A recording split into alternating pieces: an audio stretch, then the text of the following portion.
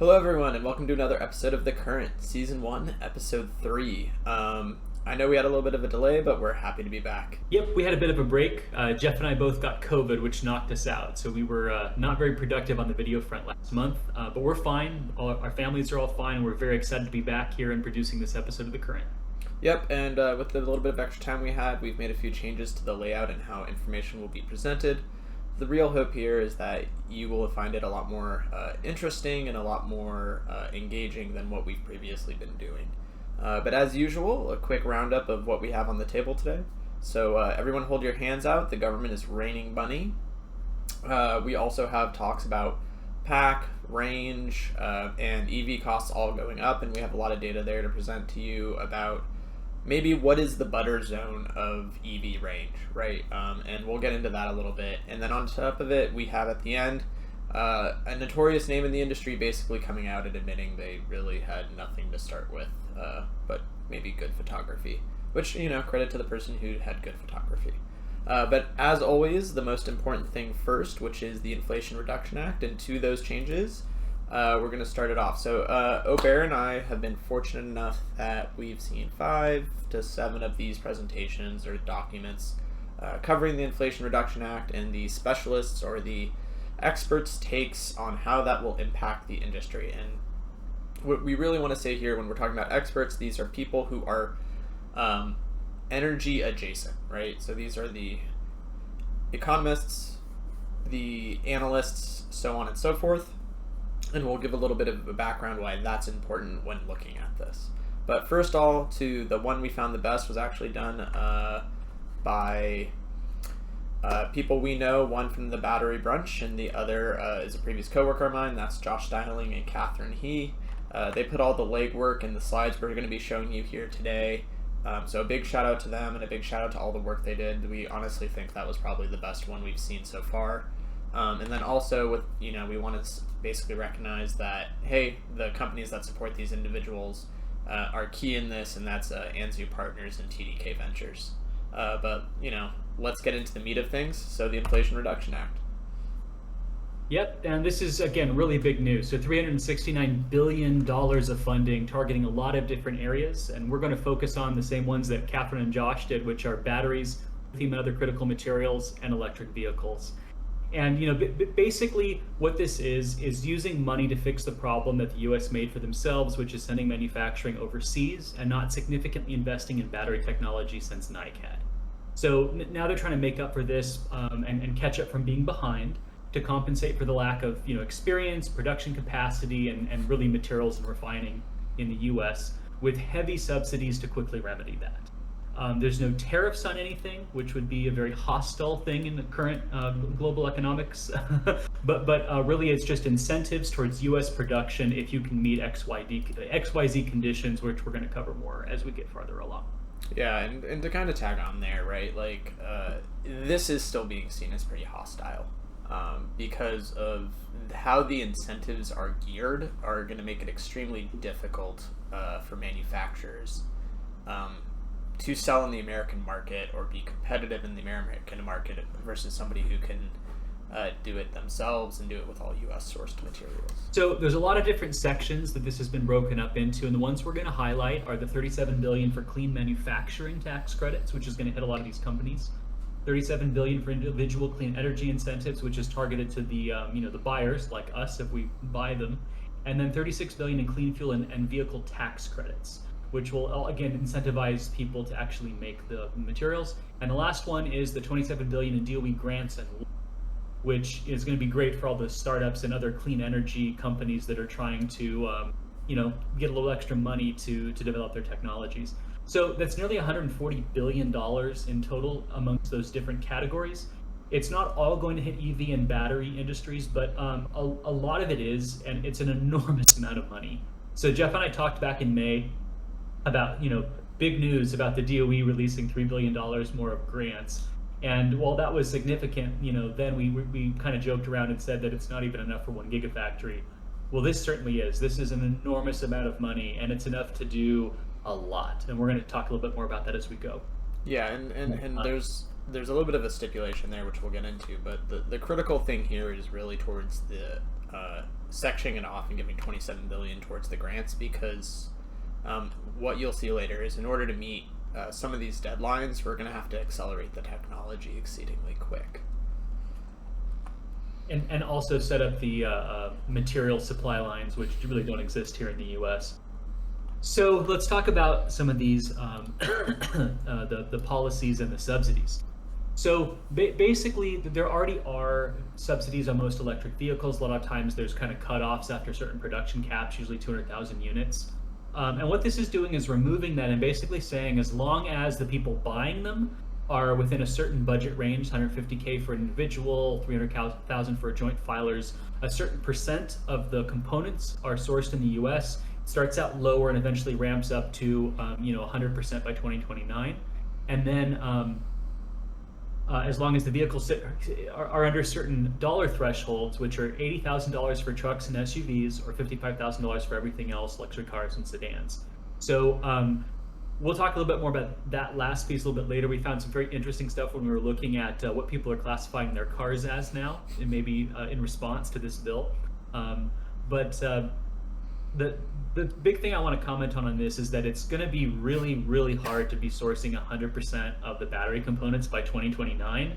As Jeff said when we first started talking about this, name me a battery company, Aubert, that's not getting their materials from China, and there really isn't. So, is 7 years enough time, or 6.5 years enough time to open all the mines, get all the refining and processing up, and get the all the gigafactories here up to scale on those materials? We'll see. It's a lot of money and it's some big incentives, but that's going to be really, really hard. So in addition to the individual credits, where again it's incentivizing people to buy the EVs, giving them up to $7,500 off if again they're within those income ranges, if the cars qualify for the materials, and if the cars are reasonably priced, basically. There's also advanced manufacturing tax credits, right? So X dollars per battery cell, depending on the kilowatt hour of the cells, $10 per module. And, that's not a lot of money, but every little bit helps. And, batteries tend to be like a zero margin business. And so this basically adds a margin, and it gives people the ability to actually invest and scale while not going broke. Yeah. And I mean, I'm a little bearish on this because I think, Aubert and I've talked about this before, and we've talked about it amongst ourselves, but analysts and people like McKinsey and stuff like that tend to have liberal viewpoints on how quickly these technologies can come online. Right? If you look at just lithium, right? If we're looking at just lithium carbonate that needs to be mined, unless you have a spodumene mine where you can actually go and extract the ore and then make it and do the refinement process, you have to bring up what's called a salt brine, and that takes 3 to 4 years. You don't start producing from that brine for 3 to 4 years. So that means once this kicks in December, if the land hasn't been figured out, if the facilities aren't in place, there is a 3 to 4 lag before those brines even start producing, right? So the way I view this in this 6 to 7 year window that they're 6-year window that they're giving, it's kind of every domino has to fall perfectly, or else we're gonna fall behind. And that comes from just planning where the mines are going to be, planning where the brines are going to be, planning where the facilities are going to be, and those need to be sprinted, dropped, and immediately happen. But as we all know with government, right, it'll be a year before money is actually handed out for a lot of these projects. So even then, you're going to be even more time constrained because it's a year before the money probably gets to someone. After it's gotten to someone and they've agreed upon the terms and all the things they're going to do, right, like in any kind of grant, then it's probably a year before site selection and they start breaking ground. That means you have 4 years. So maybe the first brine comes online right when we need to hit this. I don't know. I'm pretty bearish on this, I'm going to be honest. It's very little time to do a lot. And you left out the permitting and environmental regulation, which are going to be their own problem. This is supposed to save, right? If we go back a slide, there's this whole area on wildfire production, and it makes sense, right? The whole point of this thing is to clean energy, to reduce carbon emissions, make the world better, make the world a greener place. And California is notoriously bad for being on fire, so I'm sure there will be a lot of grants for that. But the point being is, that is probably going to be at odds with the group of people who are getting money from this exact same grant that are going to be like, we want to deforest this whole area. So, but interesting to see how some of those contradictions come out for sure. Oh yeah, but continuing on. Okay. So this next section is not as big as the previous ones, but it's also significant. And so, $10 billion investment in, for tax credits to build clean technology manufacturing facilities. And then the other buckets are pretty small, but, $20 billion also in loans to build new clean vehicle manufacturing facilities. So, every little bit helps. And, even the post office is going to be buying, EV delivery fleets. And so it's sort of on every level, where can they spend money to help kind of influence this whole trend going forward? And, the other section here that I thought was kind of interesting was the $2 billion to retool factories and existing facilities for clean vehicles, and that maybe helps prevent some of the anxiety of, hey, where are our jobs going to go? I bet there's a couple politicians that really pushed for those. Yeah. I mean, I think actually what stands out to me here really is the delivery service or the post office and stuff. And I think it's because people don't realize, and we'll get into this, the range anxiety, but like, you drive a pittance compared to the postman every day, right? So if you look at it from who is actually like, what services are actually emitting the things, it's like school buses, postmen, delivery trucks, like big rigs. They're doing the bulk of the driving, not you and I. So in the next sort of how the IRA impacts the rest of the world and people's kind of initial opinions, it basically kind of pisses them off because countries that already make batteries or battery materials or electric vehicles are really not happy that the US is throwing money at this to basically cut them out of the business and not buy their batteries or EVs. So that's basically China, Korea, and Japan. And the EU, who's also, especially like places like Germany, which are doing really big pushes towards batteries and EVs, it does not make them happy. So we'll see how that all fleshes out too. But it does really highlight there's an enormous trend pushing towards EV and batteries from a nationalization perspective, because every country wants to have that going forward. They want to be the source of them. They want to have the jobs. They want to have the money that comes with it.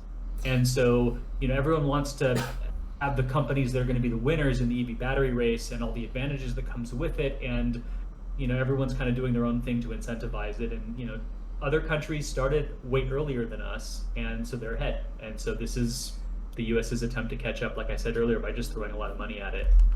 You're also going to see similar subsidies like this going in place in Europe right now, and also in India especially, because, again, they're trying to catch up with China and Korea. Yeah, and I think to add into here, right, why is the U.S. so concerned? Why are countries so concerned with batteries and in getting dominance over them or specialties over them? Don't get me wrong, it's great for people like Aubert and I who live in this industry, because it means, there's not a lot of battery engineers. There's not a lot of people in the battery industry. It's a small community. That's just a fact. At least in the U.S.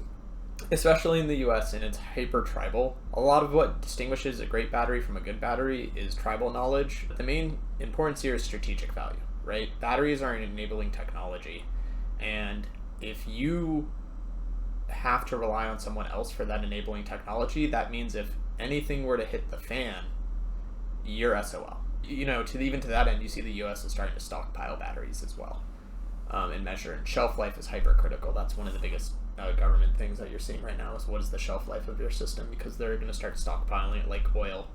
All right, and moving on to our next topic, which is a little bit closer to home.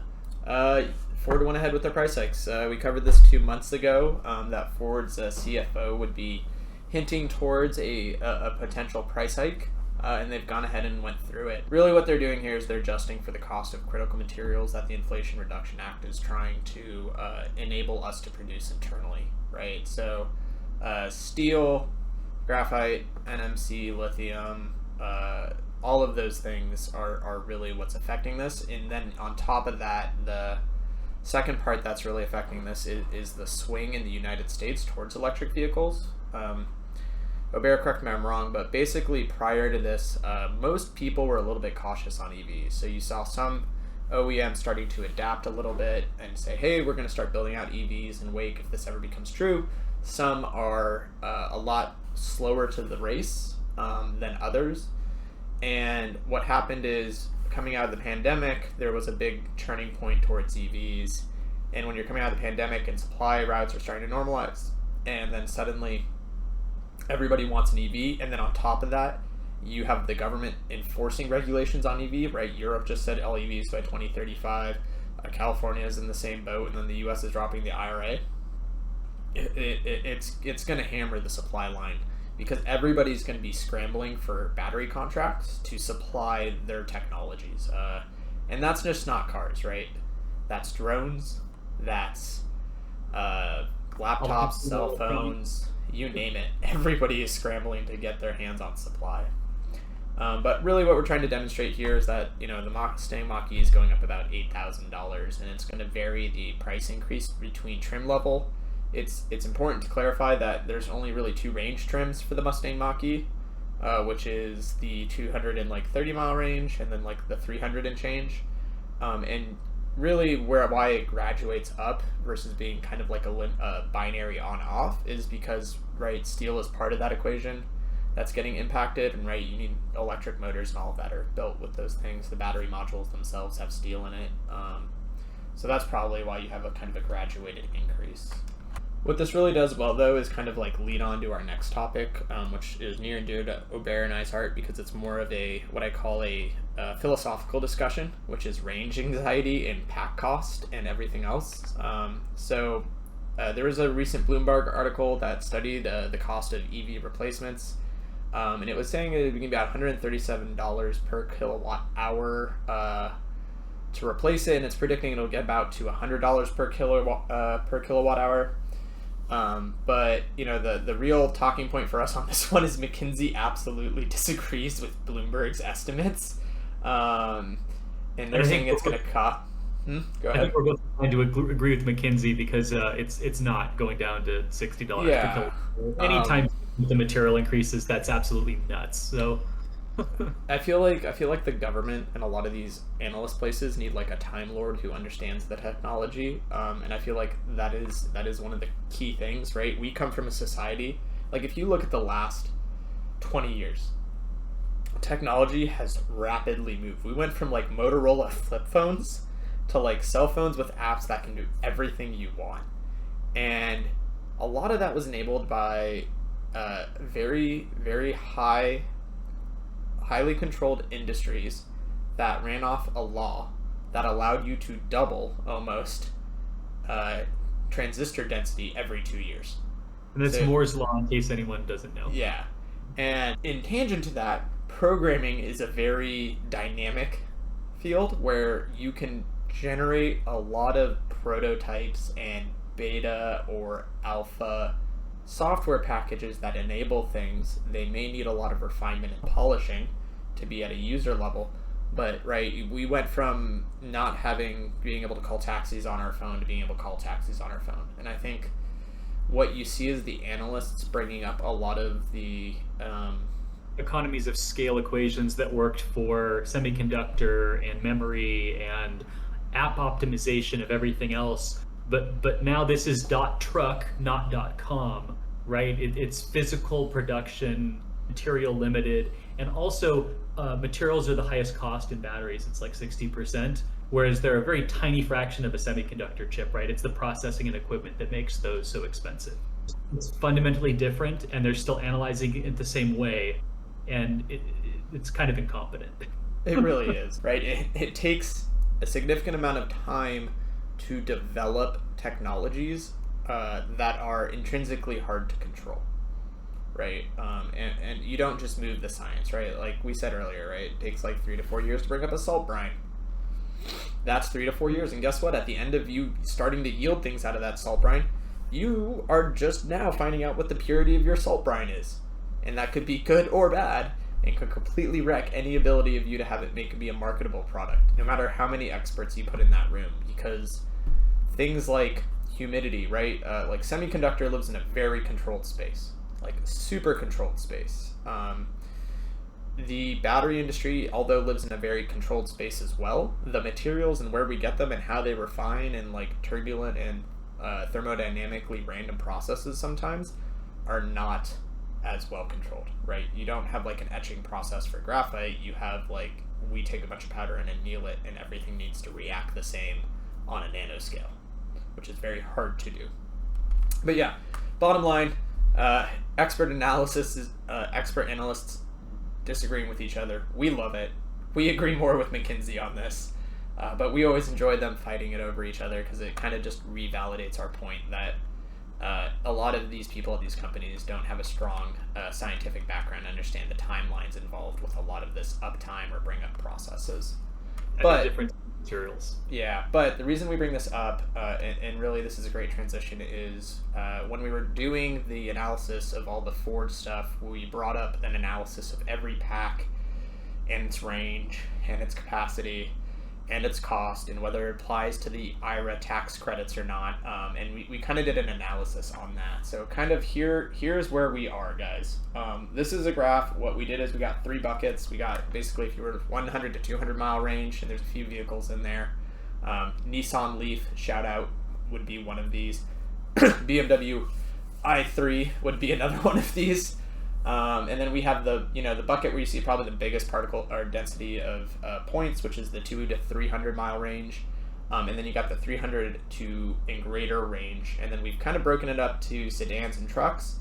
And then what we've done is gone ahead and do a blue line, which represents the SUV truck sedan line for the IRA, which you cannot exceed, which you can see actually like a good job of them are fair below that. But you also see the green line, which indicates whether the sedan pricing and the things below that. Interestingly, you see a lot more blue dots than you see red dots. So to clarify, in our research, we found this very interesting. The Hyundai Ioniq 5 is an SUV. It's a small, compact SUV, and we were looking up kind of every car by model to populate the data set for this. And by the way, huge credit to Jeff for doing all this work. It was really impressive, the data gathering he did for this. But basically what we were kind of surprised and then shocked and then sort of embarrassed and then pissed off about is almost all of these car makers are classifying all of their new things as like compact SUV, small compact SUV. And the reason for that is very blatant. It's so that they qualify for the $80,000 for the subsidy. Yeah, it is like something the size of a Prius is being called an SUV, and it's kind of like, guys, come on, like let's not go down this road. But to nothing against the auto OEMs, but I think data transparency is key. We can get onto this lovely slide here where we kind of see it as a price versus range function. So this is the really interesting part. Basically the main takeaway on the left is you have a large scatter of data points where you have a large scatter of different manufacturers that exist, and they all exist in this 2 to 350 range, anywhere from $70,000 all the way down to $35,000. And this doesn't have like tax credits applied or anything. This is based off the base price. What this really tells you is most of the manufacturers live in this bubble of sub 80 to 40 range, and they're all going to give you different levels of bang for your buck. And then on top of that, what you'll see at the top is you see a lot more of the higher end things, which may not give you as much range as a cheaper vehicle, but you're buying the name brand or you're buying the luxury and comfort. Yeah, right. Like for example, all the purple points are Porsches, and you can see the Porsches are anywhere from 100K or 80K up to 175 or 180K, and that's the Taycan. And really the thing here that you're buying is the luxury, right? You're not buying, or you're buying the software, right? You're buying the full self-driving or stuff. But I would want to elucidate that there's a reason Porsche is on the lower range mile spectrum, and this is something that's not often brought up.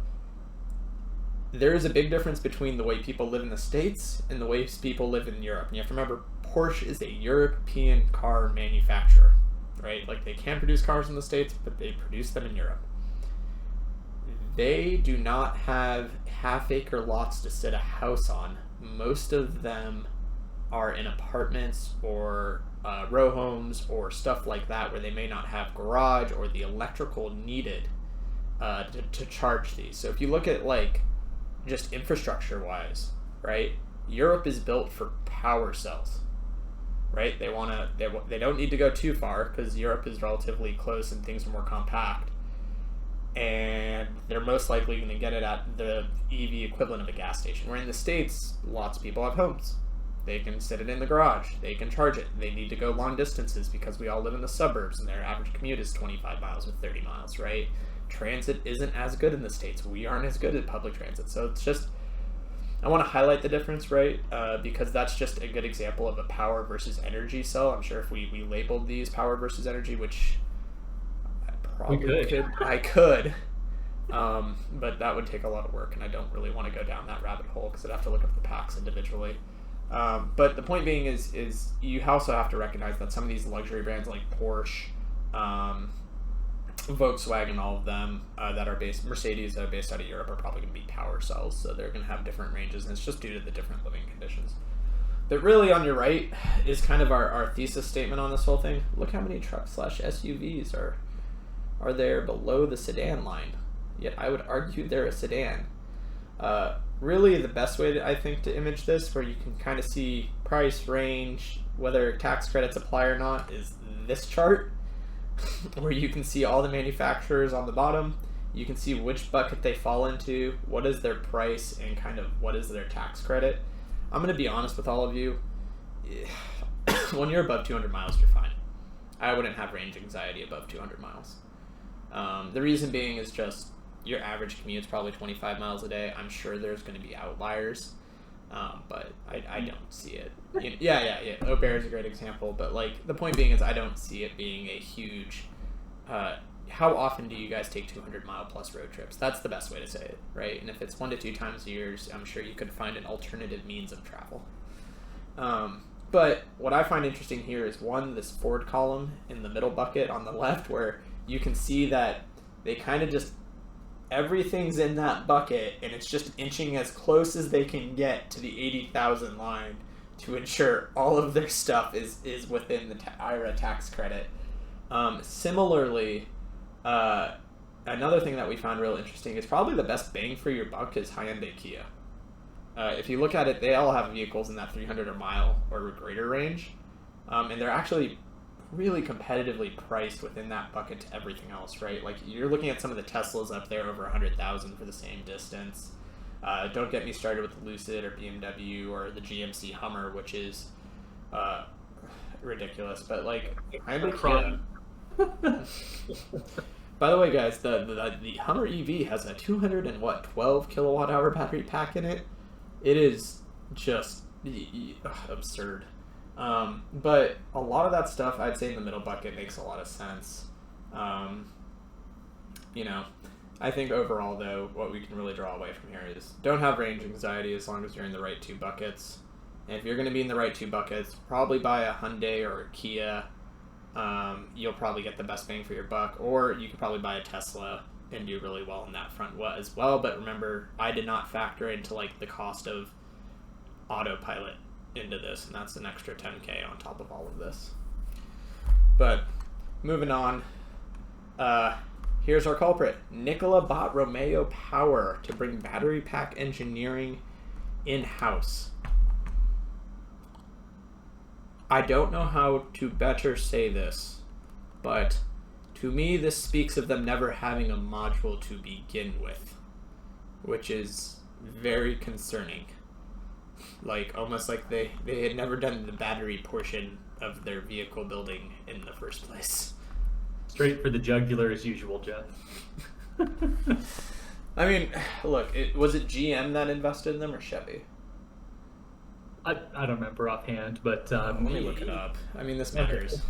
Well, while you're doing that, basically what the play is here is, regardless of their pack expertise or lack thereof, Jeff, this is lowering their costs. And what they say in a couple of the articles we read is that they expect that their yield annual cost savings to be about $350 million by 2026. And really at this point, from a scale perspective, there are so many big players competing over the same resources, and margins are very low even with the subsidies that are coming from the IRA. Vertical integration for margin stacking is really one of the only plays at the moment, and it's it's better to acquire someone else that has an expertise that you're lacking and then margin stack than it is to waste a lot of time and effort trying to reinvent the wheel. So, costs are high and rising. Difficulty is really high on cells and well, less for packs, but for cells. And, manufacturing is hard and expensive. Margins are low. And if you've got the money to acquire someone else that does something that you need done, that just makes sense. So that's what they're doing. And hopefully it works for them. Yeah, it was GM who gave them $2 billion, and I can see GM using this. GM is one of those that is slightly behind, right? Their only product right now is the Hummer, although I think GM owns Chevy, right? Mm-hmm. So they have the Hummer and the Chevy Bolt, but which was a great success. Yeah. This is probably to build out the trucking fleets. Is probably how GM's positioning this play now, which is, hey, they had done some of the truck work already. We'll acquire them. We'll get them to build out our truck lines for long range trucking, and we'll go from there. But that's kind of how this is shaping up to be. I expect GM to use them as their essentially outlet for building out all their frames and chassis for big rig trucking. You see this similarly with Rivian and Ford is a good example. But moving on. Tesla supplier Panasonic is going to put another battery plant in the U.S. This isn't really shocking. It's great news. It's going to create jobs. It's an investment into the economy. This is all fantastic. But yeah, they're looking at Oklahoma. And the reason they're looking at Oklahoma is because Oklahoma is giving them $698 million in funding and tax credits and land and stuff like that in order to do it. So, ready to go land, utilities in place that are put in, permitting help, and all that other good stuff, as opposed to, for example, trying to do business in California, where California is like, please give us $700 million for the right to put your factory here. Yeah, I mean, this isn't about being evil or good or any of that jazz. It's just, hey, where can I get the most bang for my buck? What's most efficient? And that's what they're running for. And also, where is space cheap and available? And that's going to get them like 4,000 new jobs within the next 5 years. So it's honestly a good investment. It helps them, helps the economy, helps the country, helps the company. Yeah, no, all good. Not unexpected, but definitely in a positive direction. The next one that's big is, as we mentioned earlier, everybody's running to get battery supply contracts. Mercedes is going with CATL and a new battery plant in Hungary. I will say right now, and this might be a spicy take, out of the tier ones, if I were to do a contract with somebody to put up a factory and get a large supply of batteries, I would probably pick CATL. Large supply of high quality batteries that are reliable. Yeah. To caveat this, guys, I don't think people know this in the States. When we were building Gigafactory 2 in Austin, CATL was on Gigafactory 13. So you back to that comment of why the government is investing so heavily in manufacturing and minerals and everything. It's because we had offshored it so much that CATL was bringing up factories like clockwork, and they were getting all the learnings of bringing up those factories and lines and able to iterate on them and improve them to the point where I think their latest Gigafactory is lights out, which means no human intervention. All of it is automated.